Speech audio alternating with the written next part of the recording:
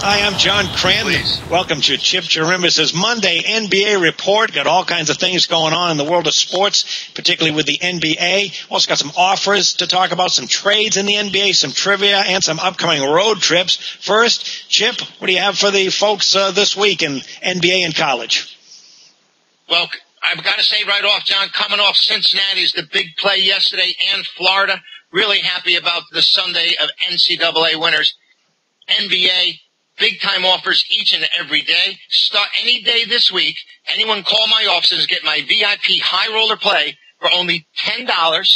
Calling 866-899-9462.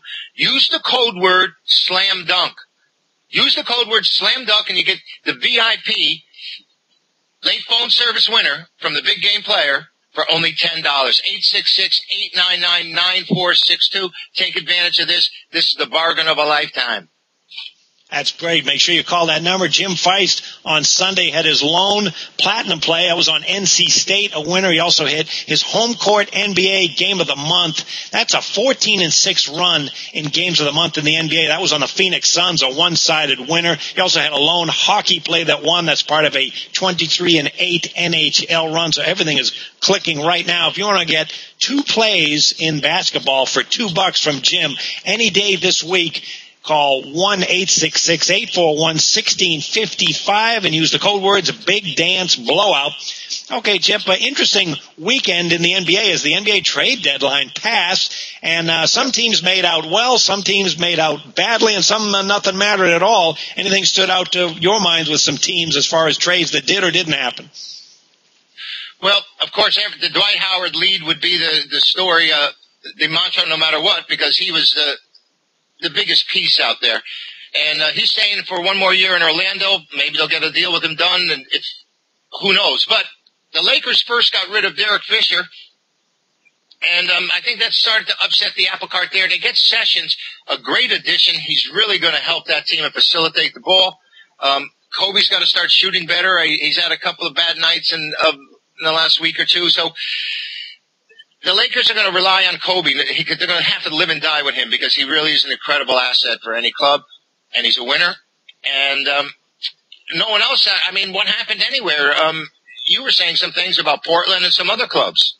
Yeah, well, with the Lakers picking up Ramon Sessions like they did for Fisher was a good move. Everybody thought they were going to move him right into the starting rotation to replace Fisher. Instead, this weekend they said, we're going to come off the bench. That's a nice move. I mean, he's such a young kid. It's going to take a while to learn that system, but I think they're much better off with Sessions. And the thing about Orlando, the way Dwight Howard handled that, I thought was just terrible for the whole season, demanding a trade all year, and then in recent times saying, you know what, I'm just going to play it out. Basically, what he was saying is, I want to go play with my buddy Deron Williams in New Jersey, so don't make a trade because the Nets are going to lose pieces that I'm not going to have next year. Totally selfish. The advice that he's getting and his PR people, I think, should be fired. They've done a terrible job. And we saw that happen with LeBron, too. I don't understand it with these NBA players, why they don't have better advice. He was going to be a free agent, so whether he demanded a trade or not, they were going to lose him. So it was in their best interest to do something like that, make the trade, or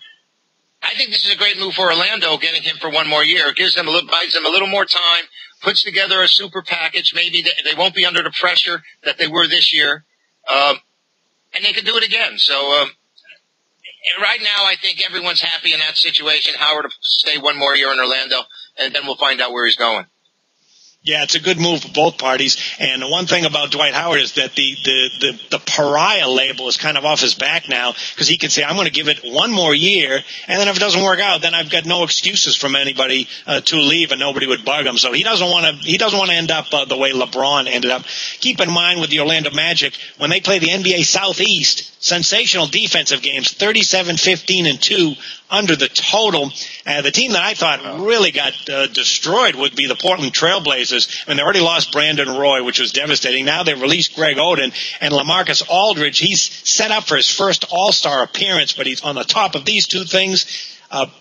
personnel-wise that hurt him. And then the coach, Nate McMillan, got fired last week, and they traded away Marcus Camby for pretty much nothing. So that team, we saw the weekend, they got blown out in the one game they played.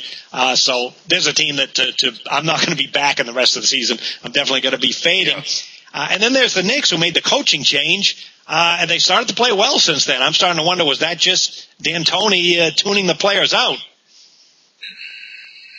You know, at the Knicks, who knows? Because is Lin's role now going to be diminished? Woodson in there taking over? Is Jeremy Lin still going to get the playing time? Because I don't know if he's going to get the same kind of playing time that he got under D'Antonio. You knew what you had when you had D'Antonio. The trouble is there's one basketball, and everybody seems to want it at the same time. And it's difficult to win like that. There are very few really big combos that were able to be successful. I mean, I remember when, Frazier and Monroe got together and they said it would never work, and they complimented each other great because they were two really great players. Wade and LeBron James seemed to mesh pretty well, even with Bosh there, but it seems as though they're still missing something. I don't know about the Miami team still, but I think they'll win it all. But I watch them at times and I go, I can't believe it. And then at other times, John, if James can just shut down Rose, if it comes down to that series where it's the Bulls and the Heat, and it will, LeBron James will just shut Derrick Rose down, and then the Bulls have no other options. Yeah, one thing to keep in mind with the Knicks is when a team makes a coaching change like this and then plays very well, you get the sense that they were tuning this guy out and there were problems. The real question, though, is long-term, because short-term, players can get up and rally around a new coach, but long-term, does it make a difference? We're going to see whether this Knicks team continues to play well or the early rush of the coaching change fades out. That's another thing that could happen. Okay, some trivia time. Do we know who the best field goal shooting defensive teams in the NBA are? And here's your prize. No, I don't believe so. You get a football, or you get a CD of me singing. Well, I definitely don't want to get this right. And I have no idea. You don't want the prize. That's it. The field goal shooting defense is probably... No, field goal shooting defense is probably the best form when you look at defense as opposed to points allowed. 76ers are the best at 42%. Lakers are second. The Miami Heat right in there at third, which is surprising as they've been so good offensively this season. Then you got the Mavericks, Celtics, Bulls, and Thunder. And right there, as far as field goal shooting defense, there's either your NBA champion or your top, four teams coming down to the Final Four in the playoffs. The Magic, the Orlando Magic, for Dwight Howard's known, is they're 10th, so they're in the middle of the pack. The Clippers are 12th, and Chip, your Knicks are 14th. They've got to improve that defense if they want to get better. My Knicks. Yes. And then the worst teams certainly defensively. Not my Heat. No, I understand it. Certainly not my Heat, I'll tell you that. And when you flip that around, look at the worst defensive teams for us, field goal shooting percentage defense, the Kings, the Nets, the Pistons, the Bobcats, Wizards, Jazz, all bad teams. And even the Spurs ranked 21st. That's something going to be watched with those old men come to playoff time. They're all bad teams, you're right. Yeah. Okay, NBA road trips this week. Minnesota playing 11 of 15 on the road. They're winding down that miserable trip. Detroit Pistons 9 of 10 on the road. Boston's finishing up a stretch playing 9 of 10 away. Watch some fatigue with those three teams. And on the flip side, Denver Nuggets in the middle of a 9-game homestand. The Kings also on a 9-game homestand. Toronto playing 7 of 8 at home. And the Rockets, a nice 4 straight home games. Chip, tell the folks what the offer is for this week.